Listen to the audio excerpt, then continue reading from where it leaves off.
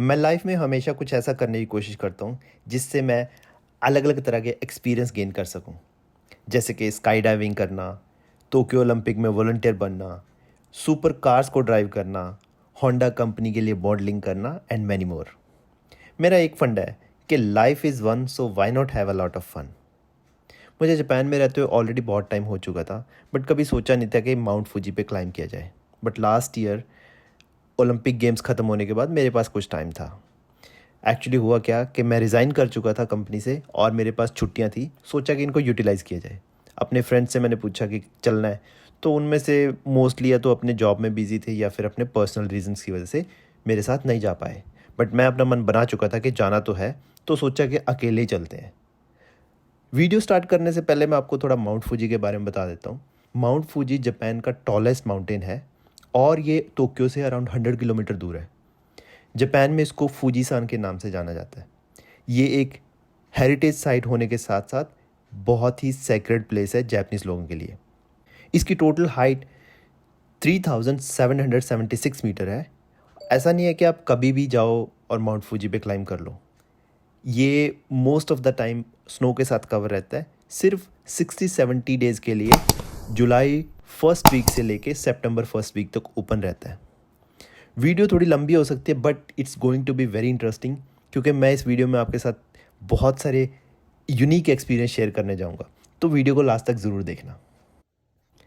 Next day मुझे early morning निकलना था, तो इसलिए मैंने अपनी सारी प्रेपरेशन और पैकिंग एक रात पहले कर ली थी। आ जाओ, आपको हर एक आइटम के बारे में बताता हूँ जो मैं अपने साथ कैरी कर रहा हूँ। ये मेरे कपड़े हैं जो कल मैं मॉर्निंग में पहनूंगा। अंडरगारमेंट्स और सॉक्स हैं, 2-2 पेयर हैं। हैट, ग्लासेस, ये बहुत इंपॉर्टेंट है क्योंकि मैं दिन में क्लाइंब करूंगा, तो it's going to be sunny and very bright. Light, ये बहुत इंपॉर्टेंट है, वीडियो में मैं आपको आगे बताऊंगा। ये पावर बैंक है मेरा फ़ोन और एयरपोर्ट को चार्ज करने के लिए। ये है कुछ energy bars.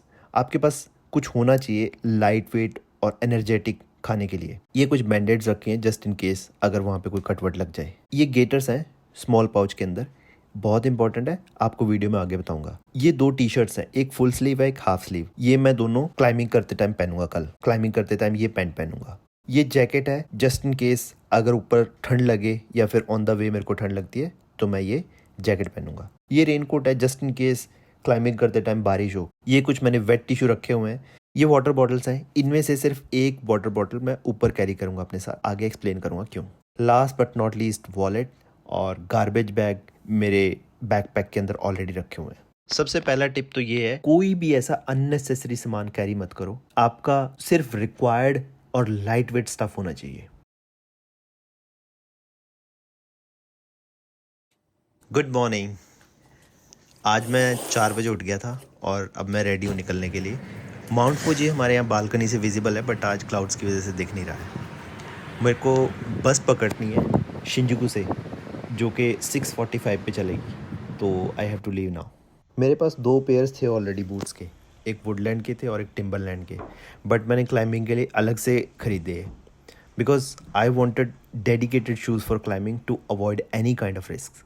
Tip number 2, carry cash, specially coins, क्योंकि माउंट फूजी पे जब आप क्लाइंब कर रहे होगे वहाँ पे आपका कोई भी डिजिटल पेमेंट या क्रेडिट कार्ड सिस्टम नहीं चलता। वहाँ पे सिर्फ कैश चलता है और कॉइन्स। शिंजुकू पहुँच गया हूँ मैं और मैंने यहाँ पे अपना लाइट ब्रेकफास्ट किया और अब बस रेडी है निकलने के लिए and I will take nap in the bus. Bus Shinjuku से चल के माउंट फूजी के 5th स्टेशन तक जाएगी and it will take around 2 hours 30 minutes। View यहीं से ही बहुत सुंदर दिखना शुरू हो गया था, बट हाँ थोड़ी ठंड भी बढ़ गई थी। यहाँ आने से पहले मैं आई वॉज़ फीलिंग फाइन कि भी ठीक है, कोई बात नहीं, चल पड़ेंगे अकेले, क्या दिक्कत है। बट जब मैं यहाँ पे पहुँचा स्टेशन 5th पे और लोगों को देखा, लोग ग्रुप्स में थे, मैंने एक भी सिंगल पर्सन नहीं देखा। और उस टाइम मैं अपने आप से बात कर रहा था कि Vikasdeep, are you sure that you want to go alone, can you really do it. और तभी मेरे अंदर से आवाज़ आई, सड़ा का मौका है पर कोई नहीं, चटा कराएंगे। मैंने अपनी हिम्मत जुटाई और अराउंड 10:20 पे यहाँ से क्लाइंबिंग स्टार्ट कर दी। मेरा टारगेट था कि मैं अपने लॉज में जहाँ पे मेरे को रुकना था वहाँ पे अराउंड 4 से 5 बजे के आसपास पहुँच जाऊँ। मैंने वॉकिंग स्टार्ट कर दी और बहुत अच्छे व्यूज़ दिखने शुरू हो गए and I was really excited. अभी मेरे को सिर्फ 15 मिनट ही हुए थे चलते हुए और मैं एग्जॉस्ट फील करना शुरू कर दिया। तब मैंने ब्रेक लिया और थोड़ा रेस्ट किया। Tip number 3, never push yourself too much, you can't win from Fujisan. कुछ टाइम के लिए चलो और उसके बाद रुको, ब्रेक लो, else you will be exhausted soon और आपका पूरा ट्रिप स्पॉइल हो सकता है। जापान फुजीसान पे भी साफ़ सुथरा ही है। माउंट फूजी पे हर कोई अपने गार्बेज का रिस्पॉन्सिबल खुद है। ये घोड़े वाला भी देखो अपना सफाई कर रहा है। अगर आप टोक्यो से आ रहे हो तो बस आपको स्टेशन 5th पे ड्रॉप करेगी एंड आपको योशिदा ट्रेल को फॉलो करना है। ये येलो ट्रेल है और ऊपर जाने के लिए भी और वापस आने के लिए। यहाँ पे और ट्रेल भी हैं, ठीक है, तो you have to be very careful कि सिर्फ योशिदा ट्रेल को ही फॉलो करना है। छोटे छोटे बच्चे भी थे यहाँ पे और मैं बहुत ही सरप्राइज़ हुआ देख के कि छोटे छोटे बच्चे भी अपने पेरेंट्स के साथ आए हुए हैं। ये जो सामने जा रहे हैं, मैंने पूछा फादर से and he told his daughter is just 9 years old। Tip number 4, climbing हमेशा डे टाइम में करना सो दैट आप एक्चुअली फील और इन्जॉय कर सको इन कुदरत के नज़ारों को। रात में कुछ लोग क्लाइंब करते हैं, उसमें क्या है, it's total dark and you won't be able to see anything. Look at this small kids, they are super quick and agile.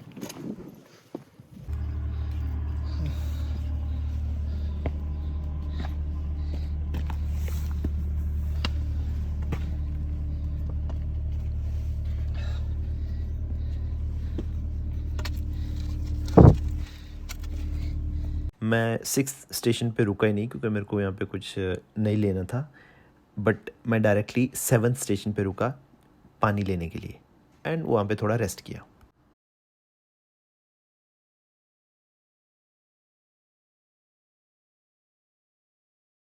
Tip number 5, जैसे कि आपने देखा मैंने ये पानी की बॉटल ख़रीदी इस शॉप से।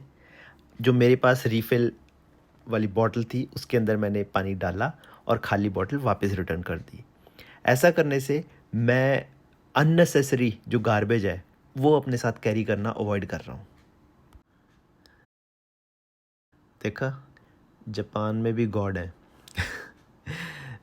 यहाँ पे इन्होंने लिख के लगा रखा है ताकि कुछ पैसे बन जाएं, लोग आए और अपनी जो स्टिक्स हैं इनके ऊपर स्टैंपिंग करवाएं।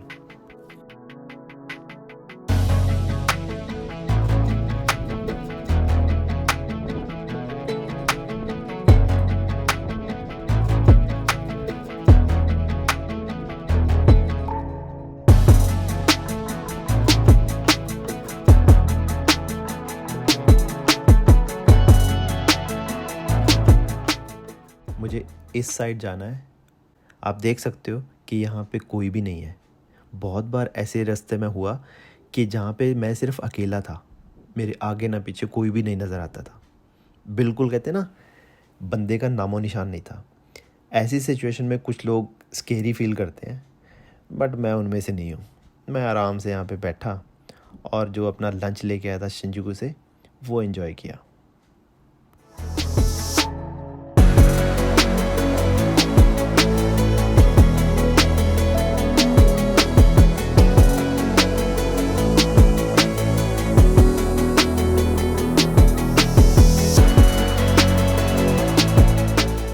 इस जगह के आसपास माउंट फूजी का जो एंगल है वो 35 डिग्री है।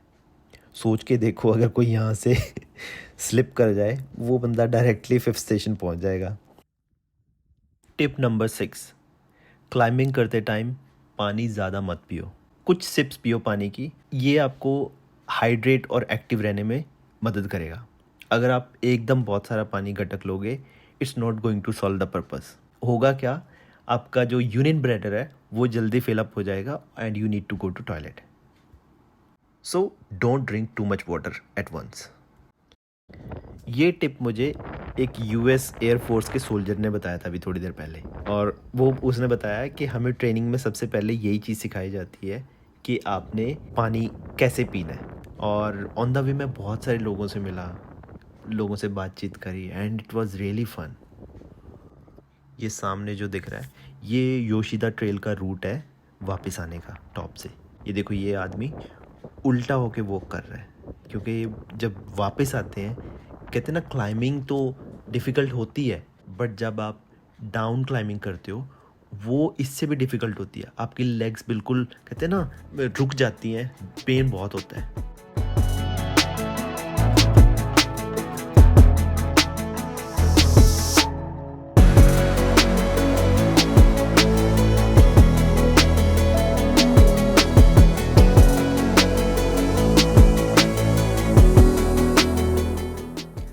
और फाइनली मैं पहुंच गया 8.5 स्टेशन पे।